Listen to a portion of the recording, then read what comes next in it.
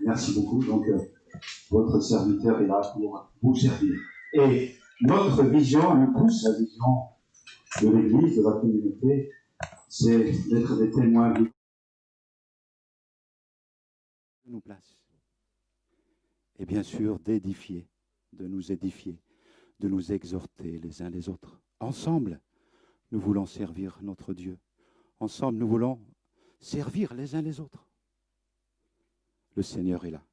Son esprit est là pour nous aider. Il nous donne des capacités, il nous donne des dons spécifiques pour le servir. Amen. Voilà, donc je vais prier et puis nous allons méditer la parole de Dieu. Seigneur, nous voici devant toi.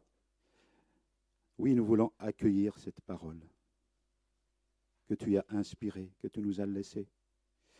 Seigneur, nous voulons nous nourrir de cette parole. Elle nous fait vraiment du bien. L'homme ne se nourrit pas de pain seulement, mais de toute parole qui sort de la bouche de Dieu. Et Seigneur, nous voulons la méditer ce matin. Qu'elle puisse nous encourager, qu'elle puisse nous fortifier, Père. C'est vraiment une lumière sur nos sentiers. Dans le nom de Jésus. Amen. Voilà, c'est la lettre que notre Père nous a laissée. À nous tous. Et nous voulons méditer une partie de cette lettre. C'est la lettre de notre Père. C'est une lettre vivante. Elle nous parle. Dans le 1er siècle de notre ère, au début du christianisme, donc le mouvement chrétien, à ses débuts, on appelait ça la voie, V-O-I-E, ou bien le chemin. Nous, en tant qu'enfants de Dieu, nous sommes des voyageurs sur cette terre. Nous sommes des pèlerins. Et qui dit pèlerin, dit marcher.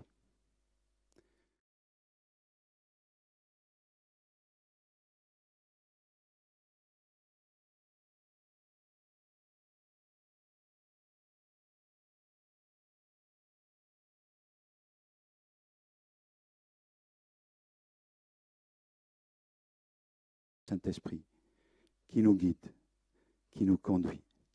Ainsi, nous faisons la volonté de Dieu et nous marchons selon l'Esprit de Dieu. Eh bien, nous allons méditer justement sur ce pilier de la vie du disciple de Christ, ce 3e pilier. Dimanche dernier, donc, nous avons médité sur le 2e pilier qui est la prière. Je vous rappelle les 5 piliers ou les 5 bases de la vie du disciple de Christ. C'est la méditation et l'obéissance à la parole de Dieu, 1er pilier. 2e, la prière. 3e, marcher selon l'Esprit de Dieu. 4e, la communion fraternelle. Et 5e, le témoignage. Donc aujourd'hui, nous allons méditer sur cette 3e base, marcher selon l'Esprit de Dieu. Lisons donc dans Galates, chapitre 5, versets 16 à 25. Je dis donc, marchez selon l'Esprit, et vous n'accomplirez pas les désirs de la chair. Donc Galates 5, versets 16 à 25. Plutôt à 24. De 16 à 24. Je dis donc, marchez selon l'Esprit, et vous n'accomplirez pas les désirs de la chair. Car la chair a des désirs contraires à ceux de l'Esprit. Et l'Esprit en a de contraires à ceux de la chair. Ils sont opposés entre eux, afin que vous ne fassiez point ce que vous voudriez. Si vous êtes conduits par l'Esprit, vous n'êtes point sous la loi. Or, les œuvres de la chair sont évidentes. Ce sont la débauche, l'impureté, le dérèglement, l'idolâtrie, la magie, les rivalités, les querelles, les jalousies, les animosités, les disputes, les sectes, l'envie, l'ivrognerie, les excès de table et les choses semblables. Je vous dis d'avance, comme je l'ai déjà dit, que ceux qui commettent de telles choses n'hériteront point le royaume de Dieu. Mais le fruit de l'esprit, c'est l'amour, la joie, la paix, la patience, la bonté, la bienveillance, la foi, la douceur, la maîtrise de soi. La loi n'est pas contre ces choses. Ceux qui sont à Jésus-Christ ont crucifié la chair avec ses passions et ses désirs. Jusqu'ici, la lecture de la parole de Dieu. Amen.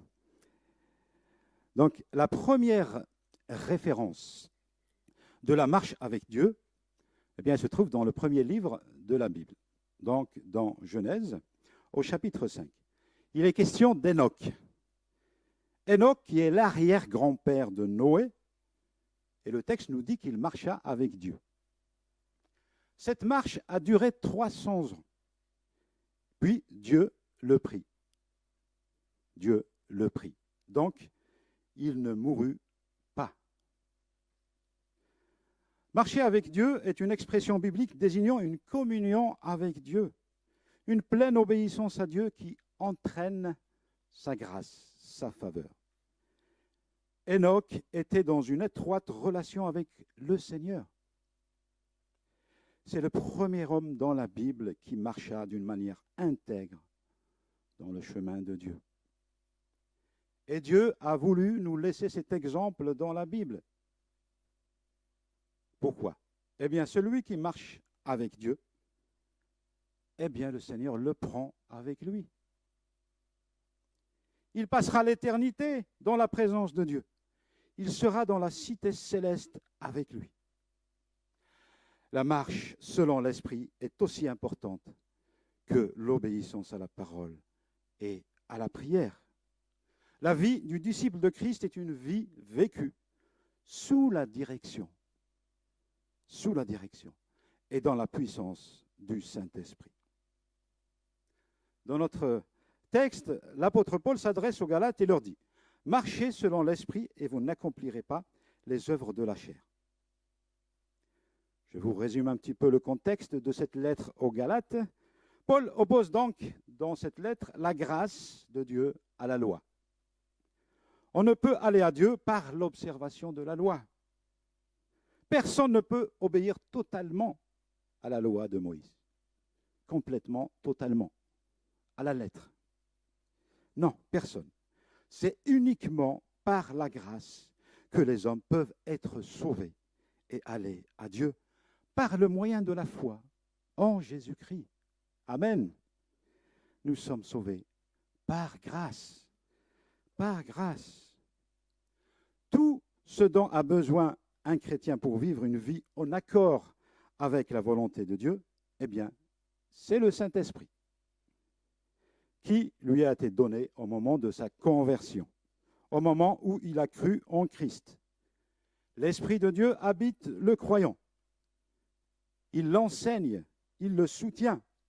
Le Saint-Esprit utilise la parole de Dieu pour aider le chrétien à croître en vérité et en sainteté. Le Saint-Esprit nous aide à marcher dans la sanctification.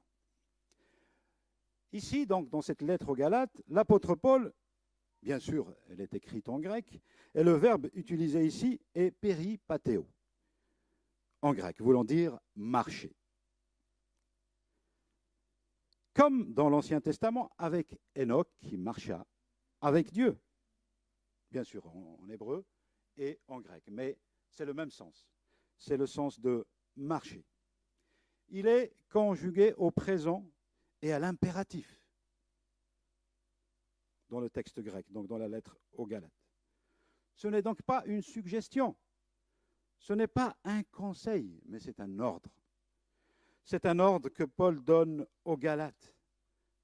Et ainsi, au travers de Galates, qui est une lettre qui fait partie de la lettre du Père, c'est une lettre qui est adressée à nous aussi aujourd'hui. C'est un ordre de la part de notre Dieu. C'est de marcher selon l'Esprit. Donc cette action de marcher implique une action continue et régulière. En d'autres termes, c'est une façon habituelle de vivre notre vie de croyant. Marcher donc selon l'esprit, c'est avancer, foncer, non pas selon nos propres forces ou nos propres moyens, mais selon le Saint-Esprit. Marcher selon l'Esprit veut dire tout simplement faire la volonté de Dieu pour nous. Amen. C'est donc la vie spirituelle conduite par Dieu. Dieu nous dit d'avancer, de ne pas rester statique, immobile. C'est ça marcher, c'est avancer. Mais pourquoi il est question de marche dans la Bible, dans l'Ancien Testament et dans le Nouveau Testament? Eh bien, dans les temps bibliques, on se déplaçait à pied. Il n'y avait pas de moyens de locomotion comme aujourd'hui. Alors, soit on marchait à pied, soit on est tiré sur un char par une bête qui marche. La marche, c'est donc un pas derrière l'autre. Notre marche spirituelle, c'est un pas à la fois. Cela ne sert à rien de brûler les étapes. Il faut grandir spirituellement, mais par étapes. On ne peut donner de la nourriture solide à un bébé. Il faut d'abord passer par le lait. Et ainsi, il grandit. Il grandit. Tout d'abord, j'obéis à Dieu dans la tâche qu'il me confie aujourd'hui, avant d'aller plus loin, et ainsi d'accomplir une plus grande tâche pour Dieu. Amen. Donc, quand je me soumets à l'Esprit de Dieu, j'avance dans ma vie spirituelle.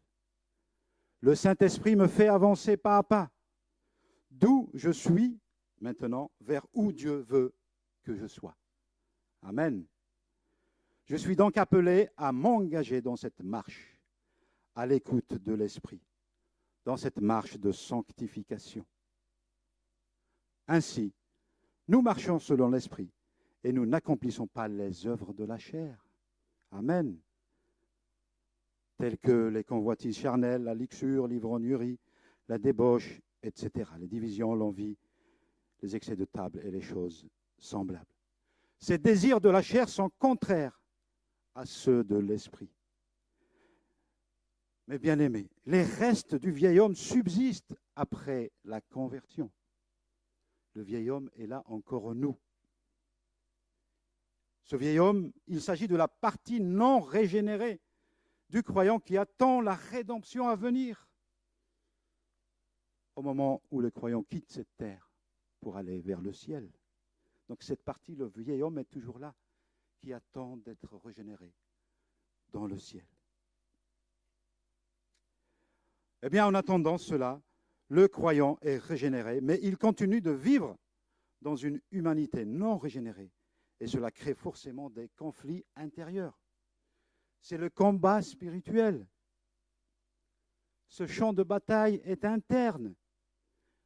La guerre se déroule entre l'esprit et la chair. Cette guerre se déroule à l'intérieur de chaque vrai chrétien. Et chaque jour, c'est le combat entre une vie de sanctification et le vieil homme qui veut reprendre le dessus.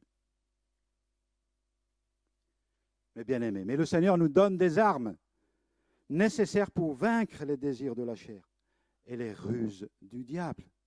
Nous voyons ça dans Éphésiens au chapitre 6, versets 13 à 18. C'est pourquoi prenez toutes les armes de Dieu, afin de pouvoir résister dans le mauvais jour et tenir ferme après avoir tout surmonté. Tenez donc ferme, ayez à vos reins la vérité pour ceinture, revêtez la cuirasse de la justice, mettez pour chaussure à vos pieds le zèle que donne l'évangile de paix. Prenez par-dessus tout cela le bouclier de la foi, avec lequel vous pourrez éteindre tous les traits enflammés du malin. Prenez aussi le casque du salut et l'épée de l'esprit qui est la parole de Dieu. Faites en tout temps, par l'esprit, toutes sortes de prières et de supplications. Veillez à cela avec une entière persévérance et priez pour tous les saints. c'est-à-dire prier pour les frères et sœurs. Donc le terme saint dans la Bible, c'est bien sûr nous, les frères et sœurs. Donc nous prions les uns pour les autres. Nous intercédons les uns pour les autres. Marcher selon l'esprit, c'est donc marcher dans la vérité, dans la justice. Par son comportement de tous les jours, être un témoin vivant de Christ. C'est marcher par la foi et non par la vue, comme nous l'avons chanté. Nous marchons par la foi. Et c'est enfin résister à la tentation en obéissant à la parole de Dieu. Ainsi, nous vivons selon l'Esprit et nous progressons dans le cheminement avec Dieu. Mes bien-aimés, souvent ma foi en Christ est mise à l'épreuve. Je crois en Christ, donc j'obéis à sa parole, et ainsi Dieu approfondit ma foi. Et au fur et à mesure que j'obéis, je grandis dans la foi. Dieu nous demande de lui faire confiance. J'avance dans son chemin en étant dépendant totalement de sa parole. Et je compte sur l'Esprit de Dieu qui accomplit en moi sa volonté. Et j'avance progressivement dans ma marche selon l'Esprit. Donc, marcher selon l'Esprit, c'est accomplir le plan de Dieu. C'est vivre et se conduire selon ce que l'Esprit de Dieu veut pour moi. Là où Dieu m'a placé, dans l'église locale où je suis, je participe à l'œuvre de Dieu, dans la mission qu'il a laissée à son église. Le Seigneur a voulu cette église universelle et cette église locale qui est à Cambrai. Le Seigneur nous accorde des dons particuliers à chacun de nous pour l'édification de son église et pour l'avancement de son royaume. Amen. Marcher selon l'Esprit, c'est utiliser les dons que Dieu nous accorde pour sa mission. Cette mission, c'est de faire de toutes les nations des disciples. Amen. Chaque disciple de Christ reçoit un ou plusieurs dons spirituels. Chaque disciple de Christ. Il les reçoit pour l'édification du corps de Christ. Il y a diversité de dons, mais le même esprit nous dit la première lettre aux Corinthiens. Il y a diversité de services pour Dieu, mais le même Seigneur. Diversité d'opérations, mais le même Dieu qui opère tout en tous. Mes bien-aimés, à un chrétien est donnée la parole de sagesse, à un autre une parole de connaissance, à un autre les dons de guérison, à un autre le don d'opérer des miracles, à un autre la prophétie, le don du discernement des esprits, à un autre diverses sortes de langues, l'interprétation des langues. L'Esprit de Dieu distribue ses dons à chacun, comme il veut, comme le Seigneur le veut. Marcher selon l'Esprit, c'est donc utiliser les dons spirituels que Dieu nous accorde pour l'utilité commune. Je n'ai pas le droit de garder le don que l'Esprit de Dieu m'a donné pour moi. Non, je n'ai pas le droit.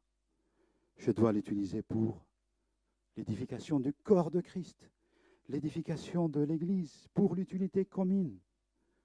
Non, je dois œuvrer dans l'Église avec les dons que le Seigneur m'accorde. Et ainsi, je marche, je progresse selon l'Esprit. Concrètement, comment est-ce que je peux utiliser ces dons pour sa gloire? Mes bien-aimés, par exemple, j'ai à cœur l'évangélisation. Je sais que je n'ai pas de problème pour approcher des gens dans la rue, pour leur parler de Christ. Alors je contacte le responsable du service évangélisation de mon église. Et ainsi je rentre dans ce service. Je me sens à l'aise pour accueillir à l'église. Je contacte le service accueil. Je sais jouer d'un instrument de musique. Je contacte le responsable du service louange, etc., etc.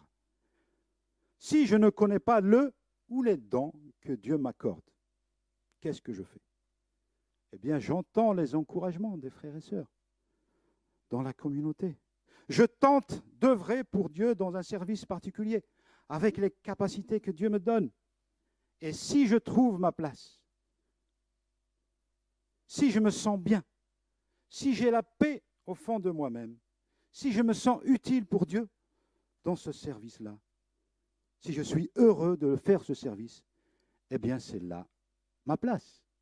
C'est là que j'œuvre pour le Seigneur.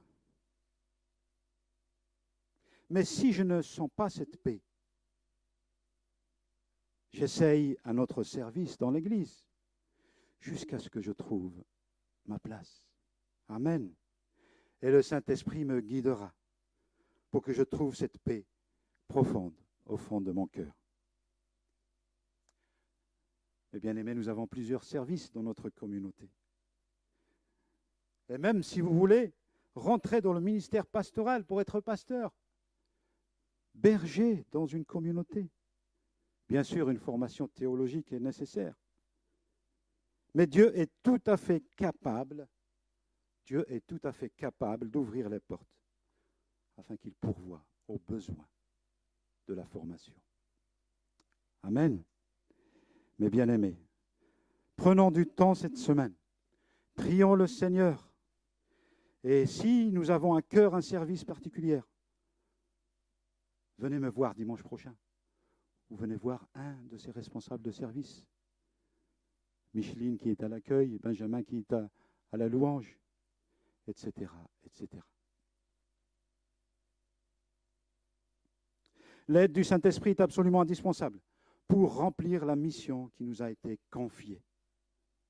Sans la puissance de l'Esprit, nous sommes incapables de rester fidèles à Jésus et nous tombons dans les infidélités. Comme le peuple israélite est tombé dans le désert et puis même dans le pays de Canaan où ils sont rentrés. Ils n'ont pas été capables d'être fidèles à Dieu. Nous avons le Saint-Esprit avec nous. Sans l'aide de l'Esprit, nous ne pouvons être des disciples de Christ. Marcher selon l'Esprit, c'est équivalent à être conduit par l'Esprit. C'est équivalent à être rempli de l'Esprit. Pourquoi je dis cela? Regardons ce texte d'Éphésiens 5. Éphésiens 5, versets 17 et 18.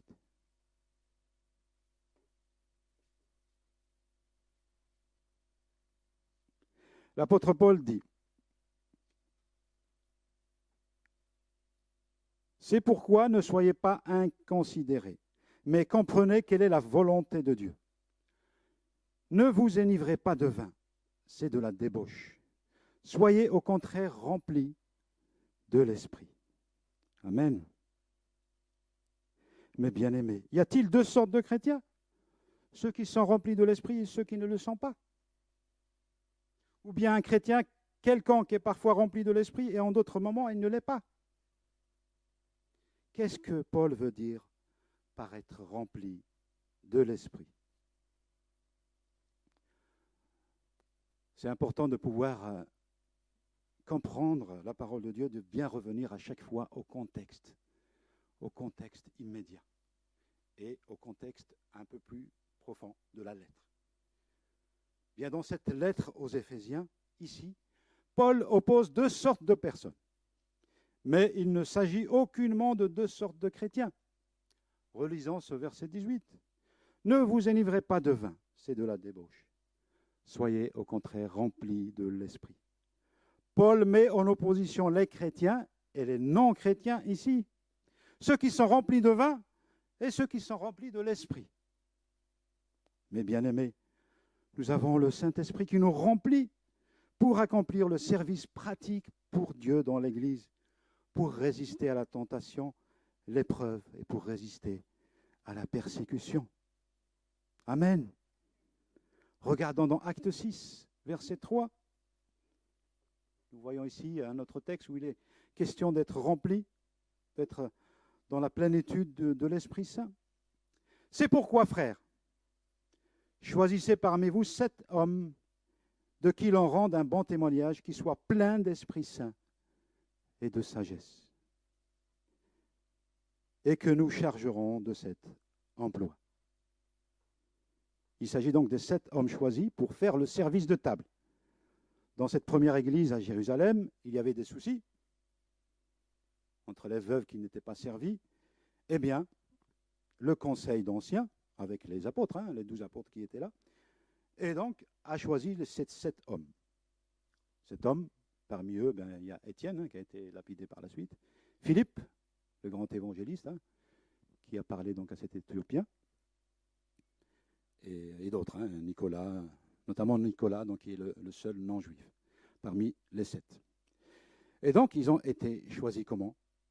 Remplis de l'Esprit pour faire ce service pour Dieu dans l'Église. Dans ce texte d'Éphésiens 5, il y a donc une opposition entre l'ivresse et la plénitude de l'Esprit. C'est en quelque sorte une opposition entre la folie et la sagesse. Être sage, c'est comprendre quelle est la volonté de Dieu pour nous. Être rempli de l'Esprit implique le discernement de la volonté de Dieu. Amen. Être rempli de l'Esprit implique de vivre dans la lumière et de porter des fruits. Être rempli de l'Esprit, c'est être totalement conduit, guidé par le Saint-Esprit. Amen. Dans notre texte de Galates 5, que nous avons lu au début, nous sommes conduits par l'Esprit. Nous n'accomplissons pas les œuvres de la chair, mais nous portons les fruits de l'Esprit, qui sont l'amour, la joie, la paix, la patience, la bienveillance, etc. Amen. En fait, être rempli de l'Esprit, c'est équivalent à marcher selon l'Esprit. Concrètement, c'est dans le temps, quand nous progressons dans l'écoute du Saint-Esprit, nous portons des fruits. C'est dans le temps que nous nous améliorons, que nous portons encore plus de fruits. Amen. Tous les chrétiens dignes de ce nom portent des fruits de l'Esprit. Amen. Certains en portent plus que d'autres. Mais celui qui ne porte pas de fruits, eh bien, il marche dans les ténèbres. Il n'est pas chrétien. Quand quelqu'un a le Saint-Esprit en lui, il porte des fruits. Et cela se voit. Amen. Les uns portent certains types de fruits, d'autres types. D'autres encore portent davantage plus de fruits. C'est donc une question de graduation. Une question de progrès à faire. Amen.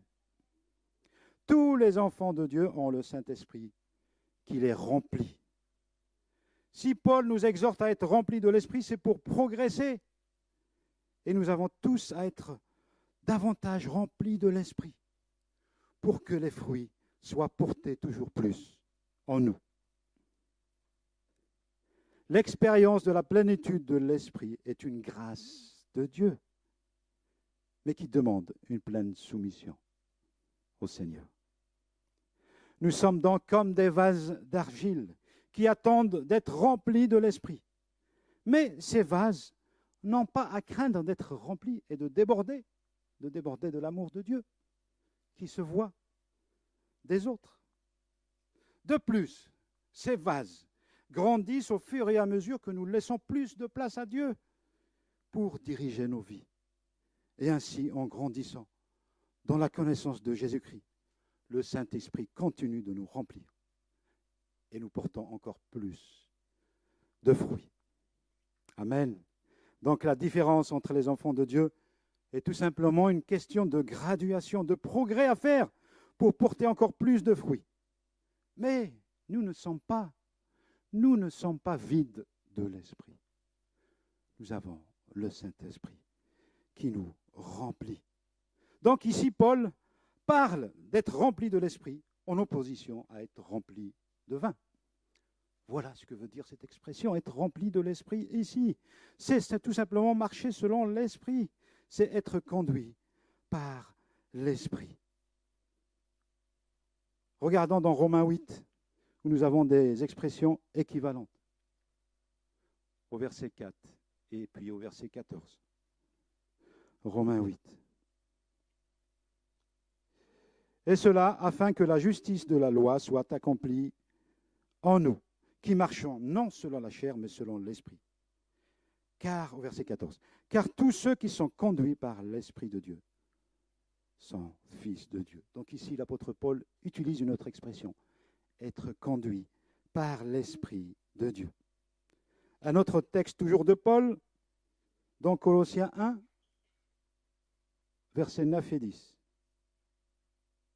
Colossiens 1, versets 9 et 10.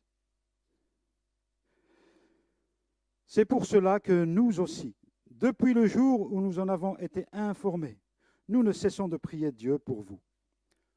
Nous demandons que vous soyez remplis de la connaissance de sa volonté, en toute sagesse et intelligence spirituelle, pour marcher d'une manière digne du Seigneur et lui être entièrement agréable, portant des fruits en toutes sortes de bonnes œuvres et croissant par la connaissance de Dieu.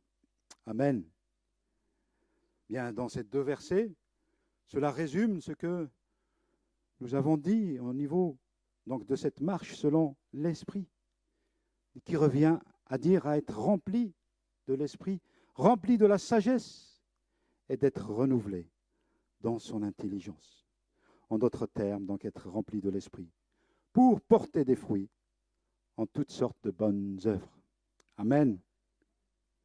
Et nous comprenons aussi dans ce texte-là de Colossiens que l'Esprit nous accorde la sagesse pour comprendre quelle est la volonté de Dieu pour nous, pour avancer, progresser et marcher selon Dieu. Attrister le Saint-Esprit, c'est accomplir ce qui lui déplaît. C'est accomplir les mauvaises œuvres. C'est finalement avoir un comportement de non-croyant. Quand nous faisons des erreurs, quand nous péchons, nous attristons le Saint-Esprit. Alors, qu'est-ce que l'on fait? Empressons-nous de confesser nos fautes, de demander pardon au Seigneur d'une manière sincère, et il nous purifie. Le Seigneur nous fait grâce. Mais continuons d'avancer, de progresser, de ne plus faire les mêmes erreurs. Continuons notre marche selon l'Esprit. Quand l'Esprit est attristé, il cesse de nous remplir. Mais quand j'avoue mes fautes et je les délaisse, l'Esprit de Dieu reprend sa tâche et me remplit à nouveau. Amen. Il me remplit à nouveau, simplement confessant nos fautes d'une manière sincère. Je finirai par deux choses importantes. Premièrement, marcher selon l'Esprit, c'est toute une vie en obéissance à l'Esprit, en s'efforçant de faire la volonté de Dieu pour nous. Le Seigneur renouvelle notre intelligence et notre sagesse afin de discerner cette volonté. Mais, mes bien-aimés, nous avons un effort à faire par la prière, par la méditation de la parole de Dieu et discernant ce que Dieu veut pour nous avec notre sagesse et notre intelligence renouvelée dans la prière, dans la méditation de la parole de Dieu. Donc il ne s'agit pas de rester les bras croisés et d'attendre tout de Dieu. Et deuxième chose, marcher selon l'Esprit, c'est aussi l'action de Dieu en nous. C'est l'Esprit de Dieu qui nous pousse à accomplir de bonnes œuvres. C'est l'Esprit de Dieu qui nous pousse à porter des fruits, car nous ne pouvons rien faire sans lui. L'Esprit de Dieu est là. Amen.